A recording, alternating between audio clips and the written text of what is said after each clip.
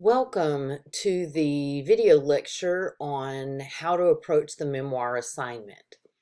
First of all, we've been looking at the various scenes within the Sandlot and discussing how some of the scenes in our life can affect greater change in us. So you're going to be writing an essay in the memoir style that is somewhere between 650 and 750 words. So it's not long. It'll be an MLA format. In this memoir, you're going to be exploring your own scenes. The scenes of your memoir should begin and end with a period of time that's easily covered within an essay of this size. So it could be a 24-hour period, like some of the ones that you see in Sandlot, or it could be a period of time like a month or a year. You can have some before and after information that provides context to help us as the readers better understand the incident or the event and how this affects your own life. So when you're thinking about, the sky's the limit on possibilities, but some things you might think about that might help prompt you to come up with the topic are maybe you explore a relationship with another member of your family or with a friend or with your community. Maybe you look at a relationship with someone at your job or at school. Maybe you think of a time when you were dealing with change or there was a need for change. Or maybe you learned a hard lesson about life or about yourself as a person. Now, you're not limited to these areas, but these are just there to kind of get you to start thinking. You'll develop your story by integrating those basic features of a memoir. And remember, we're going to include a visual. So remember that you're telling a good story to your audience. So pick some scene from your life, some time in your life, whatever, and that provides a good story. Know where your story is going so that each part leads up to that, what Andrew Stanton calls that punchline. Also remember that you're telling a story for a purpose, that you have a mission. So when you think about this particular scene in your life, whether it's a day, whether it's a certain period in your life, whatever the case may be, make sure that there's a particular reason that you're telling this story. What is your mission? What is your purpose? Your story needs to have a beginning, a middle, and an end. All good stories have that. Each section of the body of the essay will deal with a particular phase or a particular part of the story. You'll be providing those verbal cues that help transition the reader from one part of the story to the next, that'll help them fill in any holes in the story or gaps of time. Some examples of memoirs I've posted in Blackboard. Now, there are 3 of them, and some of these are kind of long. They're definitely longer than your memoir is going to be. And these are written by professional writers, okay? Which is, again, going to be very different than the writing I'm expecting from you. But these will give you an opportunity to see the act of telling a story for a purpose. Look for what I call the epiphany, that big, realization, or the lesson that's learned, where the real purpose is actually revealed. Sometimes this is the first time you get to see the purpose for the story is at the conclusion of the story, where you tend to see this epiphany. Now, you're not required to read these 3, but it is really in your best interest to do so, because the more exposure you have to how other people told their stories and what they chose to include in their memoir of this particular incident or this period in time is going to help you write your own. So the 3 stories, and I've posted links to these in Blackboard, are Adventures in Depression by Ali Brosh, and that one includes some interesting visuals too with it, so people tend to kind of like that one. Another one by Christine Wong Oakley is I Had a Stroke at 33. And then the final one I posted is My Dad Tried to Kill Me with an Alligator, that's written by Harrison Scott Key. All right, so let's talk about the writing process and this assignment. Obviously, the first thing you're going to be doing is going through pre-writing. right? You're going to be gathering information.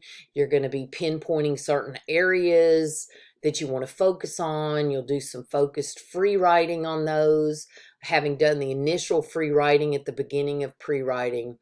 And you'll work to create that strong thesis statement. Then you've got to, plan out what you're going to do. Once you have a plan, you go ahead and write that introduction paragraph. Remember, the introduction is going to be so important because this is going to grab the reader's attention.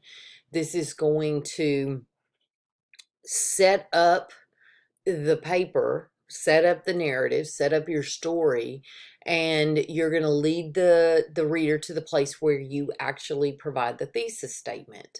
Now, remember that you're going to be turning in a document that has your introduction and kind of a rough outline of what the body of your paper is going to, the points for the body of the paper.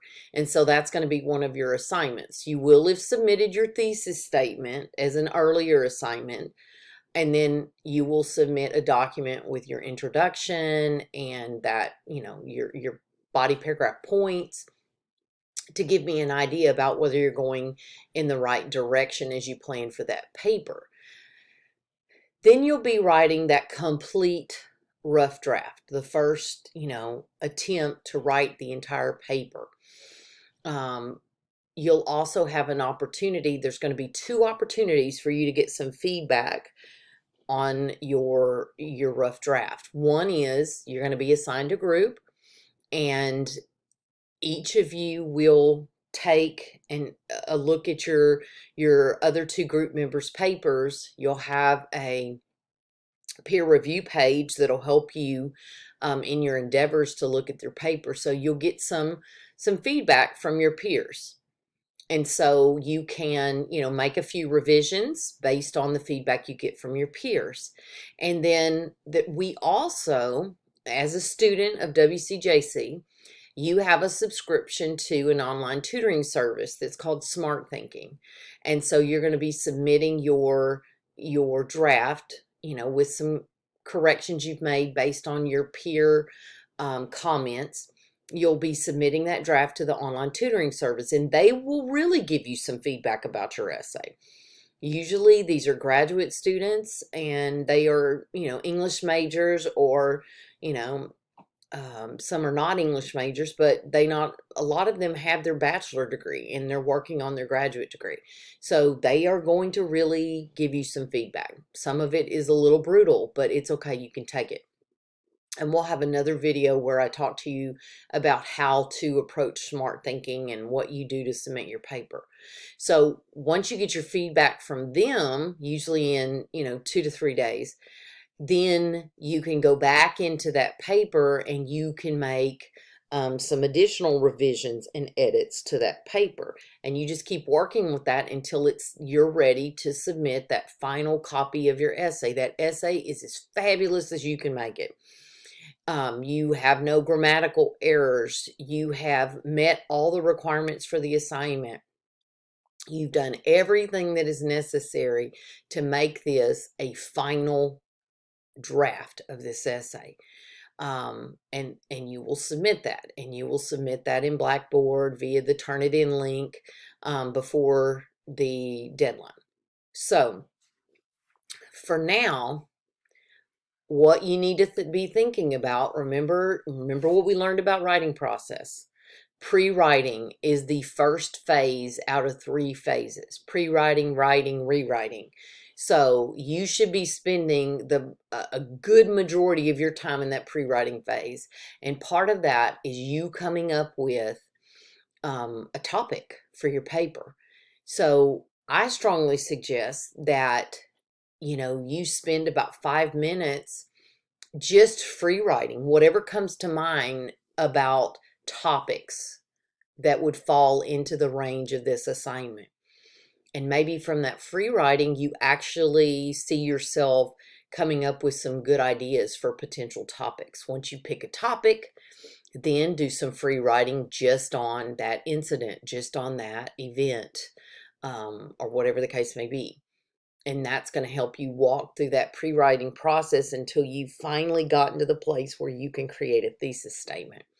Remember, you're going to be submitting that thesis statement for me to approve and to give you feedback. Your thesis statement should reflect the purpose and the mission. It should not be a sentence that when people read it, they're like, oh yeah, of course. It should be something that leaves them wanting to know your story while also reflecting its importance. All right, that concludes our discussion of the Essay 1 memoir assignment. Again, if you have any more questions, make sure that you've looked at all the materials in Blackboard associated with this assignment. Make sure that you take a look at these examples that I've posted. And then if you're still left with questions, make sure you email me, okay? And if we need to, we can set up an appointment to meet. Thank you.